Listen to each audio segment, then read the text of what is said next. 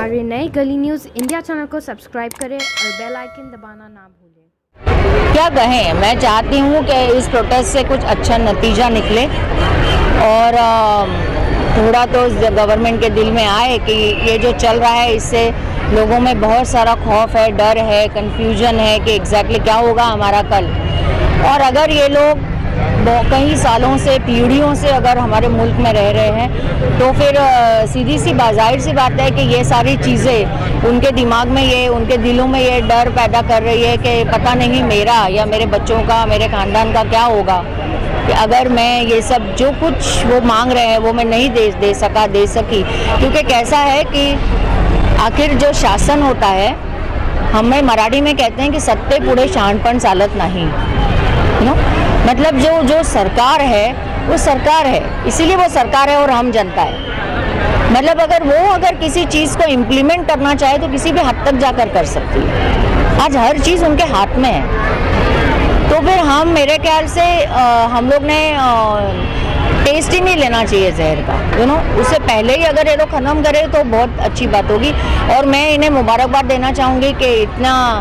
इतने लगन से ये लोग 14 दिनों से यहाँ बैठे हुए हैं और I sincerely pray and I hope कि इन्हें यहाँ से अपने अपने घरों में महफूज होकर सोने वाला दिन बहुत जल्दी आए। मेरे को एक ऐसा मैसेज, जैसा अभी आपने कहा कि ये प्रोटेस्ट जो है उन इलाकों में नहीं हो रहा है जहाँ पे मुस्लिम अक्सरियत है, आप उन लोगों को कुछ कहना चाहेंगे कि जो इनके साथ सहभाग हों, जैसे कि मुस्लिम है कई इलाकों में कर रहे हैं, गैर मुस्लिम को भी आप कुछ कहना चाहेंगे कि आप आइए इनके साथ सहभाग होइए? हाँ, मैंने तो अभी कहा कि हम लोग कोशिश करेंगे कि थाना में कम से कम एक दिन के लिए ही क्यों ना हो, लेकिन हम चाहेंगे कि गैर मुस्लिम लोग भी आए। ज़रूरी नहीं है कि वो एनआरसी में इफ़ेक्ट होंगे या आईसीए में इफ़ेक्टेड होंगे या नहीं होंगे, लेकिन मेरे ही अगर फेलो सिटीज़न अगर कहीं प्रोटेस्ट पे बैठे हैं तो मेरे ख्याल से वो कहीं मेरी भी ड्यूटी है कि उनकी हौसला अफजाई करने के लिए एक दिन तो मैं भी बैठ ही सकती हूँ उनके लिए। एक्चुअली पहली बात तो यहाँ के आने के बाद में यहाँ का माहौल देख के सच में लग रहा है कि इनकलाब हो रहा है और इनकलाब की आवाज़ गूंज रही है, आगाज़ हो चुका है। अब इसके ऊपर जो उन्होंने काला कायदा लाया हुआ है सीएए और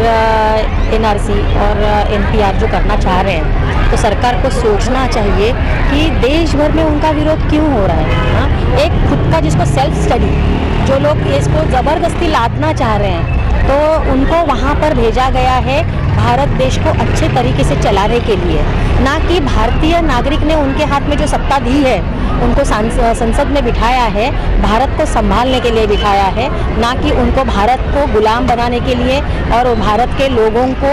ज़बरदस्ती से कोई भी कायदा मनवाने के लिए बिठाया है। तो उनसे रिक्वेस्ट है, इस स्टेज से मैं कहना चाहूँगी कि वो अपने जो काम हैं वो पब्लिक के हित में करें और पब्लिक जब विरोध कर रही है तो समझ जाए कि पब्लिक को ये चीज़ पसंद नहीं है।